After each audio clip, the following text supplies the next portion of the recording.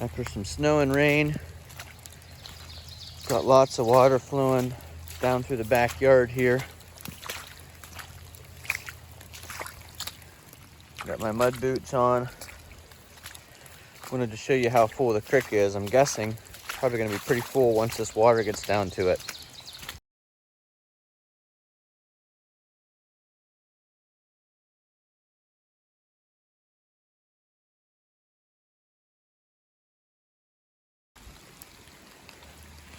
Here's that old road you've seen me drive on a few times. Pretty deep and muddy. And this maybe gives you an idea of why I can't just simply make a easy bridge. Like you can see, that section of the road's pretty full of water. The water's cutting down over here towards the creek. Let's take a walk down to the edge of the creek.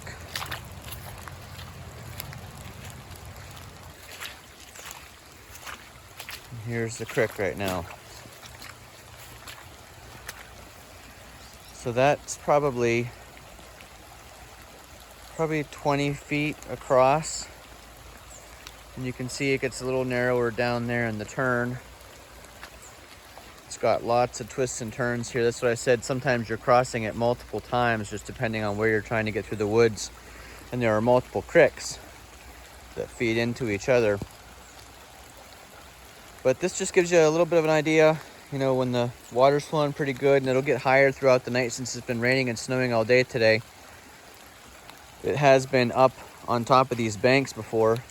That puts it at about 5 feet or so deep, maybe a little more.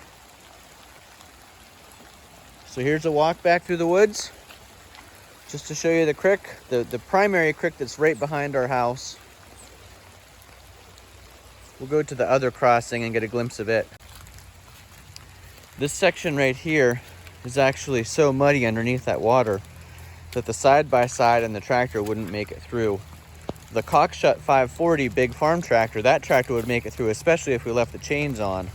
It had enough lugs to dig through that on this old logging road. Here's that area we've been working on cutting up the trees. There's another oil barrel. And if we go up here, you can see some metal remnants here. And here's one of the cables. These cables, real thick metal steel cables, would run between the wells to pump multiple wells. So here's another well.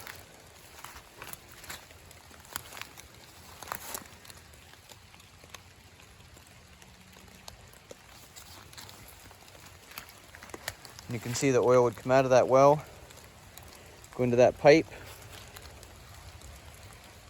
and either the water or the oil separation would go into that barrel.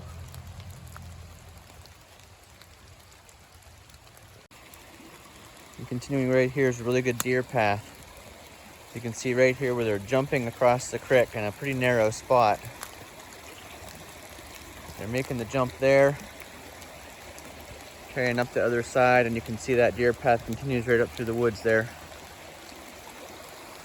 But here's another spot of the creek. You can see it's not as full here. We're a little bit further upstream before two different sections of the creek combine. And you can see it kind of cuts away at the bank.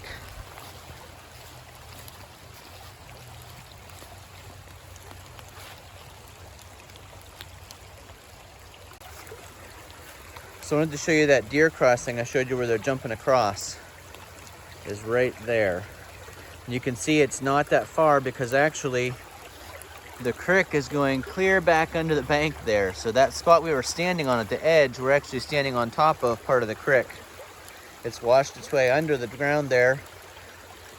Probably that tree and its root system is holding that dirt together. But you can see the creek kind of used to go over here, and there's some of that skunk cabbage Jennifer showed you. That's how big it is right now in May. It's currently Mother's Day here in Northwest Pennsylvania today. We had some snow on Mother's Day.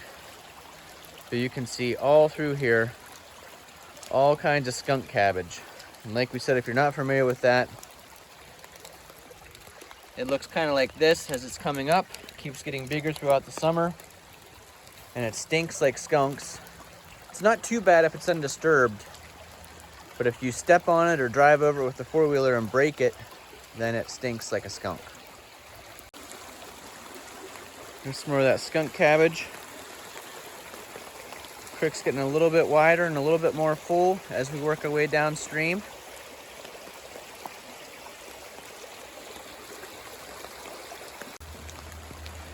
Right here are some remnants in a bridge that I had built several years ago, and it was further upstream this way.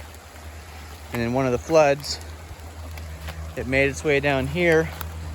You can see the water sometimes gets up to this level and kind of cuts through here, makes a shortcut across. There's a turn in the creek right there, but when the water gets high, it makes this shortcut right here. And you can see even over there across the creek, that area is really wet too.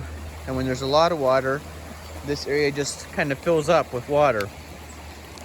And that's part of the reason why it's so hard to make a bridge to cross the creek. Here's some more pieces of wood from that bridge. So you can see we're a little further downstream now. Right here is probably 10 to 12 feet across the creek, but deeper since it's not as wide. And you can see even if we got across here, we'd still have all that wetlands that sometimes would have water in it. And there's a potential that if we made a bridge here and didn't get it anchored well enough, it would go right downstream. This water right here that's making its way down to the creek is actually from the French drains around our house. So all the water out of the eave spouts and the French drains around the foundation of our house makes its way by pipe back here to the woods. I'm going to show you, this is a much bigger barrel. We're really close to the creek right here. Here's the big oil tank barrel. I don't know if you'll be able to tell in the video, but it's quite a bit taller than me. And I guess it's somewhere around 8 feet tall. You can see it's just wooden pieces with metal rings to hold it all together. There is a pipe coming out of the bottom of it right down there. Over here to the right-hand side, we've got some old buckets. I'm not exactly sure what they would have been for, but there's 3 buckets right here. And then if we work our way up a little bit further, you can see there's more buckets up there. So I'm not sure what the buckets were for in relation to this old oil barrel. To give you some perspective, we're not too far off the back of our 40 by 60 pole building, and we'll do a video on that building. It looks huge from down here towards the creek. So stay tuned, future video on how and why we built that building and kind of the unique experience of building that building, some of the issues we had. Right now I'm on an old logging road. Wanted to show you down through here in this low area, all these rocks, the whole way down to the creek. The creek would be down there. You can kind of see the skunk cabbage through the woods right down there.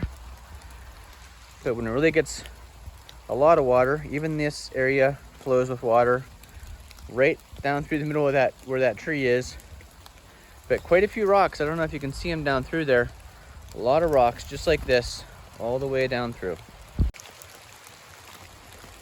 Here's some more of that skunk cabbage. You can see that's getting pretty good sized. And the same thing across the creek there. And it's just all along the sides, anywhere that's low towards the creek. Lots of skunk cabbage. You can hear the rain hitting it. Now we're in that right-of-way. If you watched our brush hogging video of the right-of-way, you can see I'm walking all through the snow-covered skunk cabbage now. And I think there's a video from last year where the water was as high as our new bridge. So here's our new bridge. And it's somewhere around 22 feet long. And there you can see the creek's pretty full right here. Both sides coming under the bridge, but not up to the bridge yet.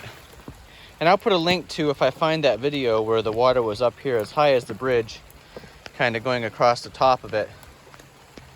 I'll put that video link up above.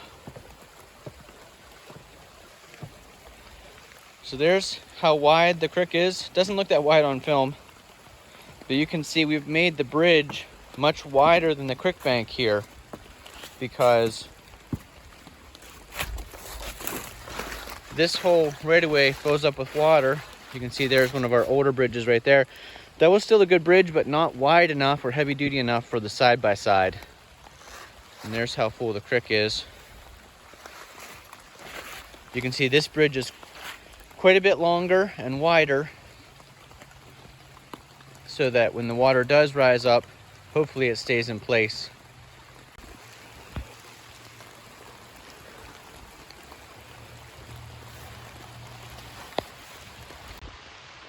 So it's about 36 degrees out. I'm chilled, been out here in the rain.